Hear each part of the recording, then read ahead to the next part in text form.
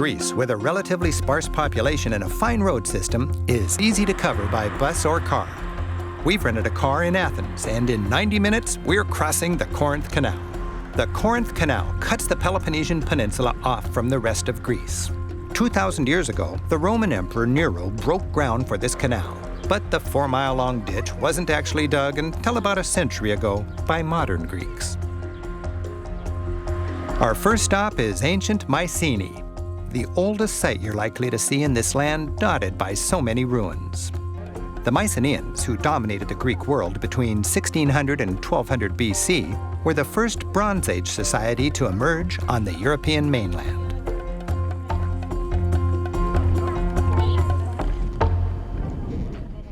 As the torch of civilization moved westward, they picked it up from the Minoans, an even earlier civilization that thrived on the Greek island of Crete. While the Minoans enjoyed the luxury of peace on their remote island, the Mycenaeans were a militaristic society surrounded by enemies. Their capital was heavily fortified and stood on an easy-to-defend hill, flanked by steep ravines with views all the way to the sea. Mycenae flourished because it was ideally situated for trade by both sea and land. In its day, the mighty Lion Gate would have been awe-inspiring. Standing strong here for over 3,000 years, it was the symbol of Mycenaean power. These were the early Greeks Homer wrote of in the Iliad and the Odyssey. Keep in mind, these people lived 1,000 years before the rise of Athens. They were as ancient and mysterious to Socrates and Plato as those Golden Age Greeks are to us. While the ruins are stark and scant, with a little imagination, you can envision life here. For example, to fetch water, residents would descend into this cleverly constructed mine-like shaft and climb way, way, way down.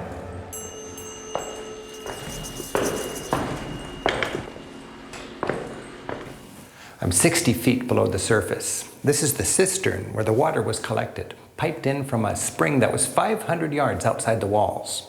Even back then, couldn't have a good fortress without water.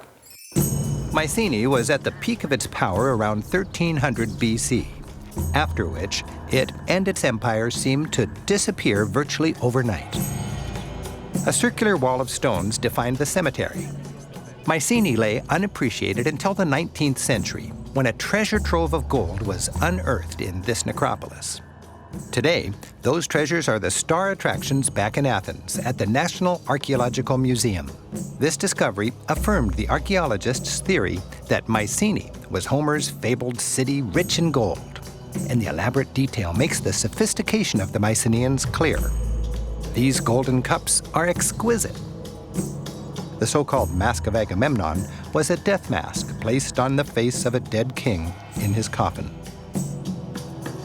The Mycenaeans took good care of their dead, at least their important dead. This passageway leads to an underground royal tomb. The corbelled stonework was an engineering feat.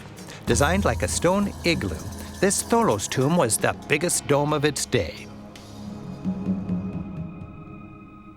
This remarkable structure remained the king of domes until the Romans built their Pantheon about 1,400 years later. One way to judge a society's architectural finesse is by the distance it can span with no internal supports. By today's standards, this structure's not much, but back then, it was a wonder.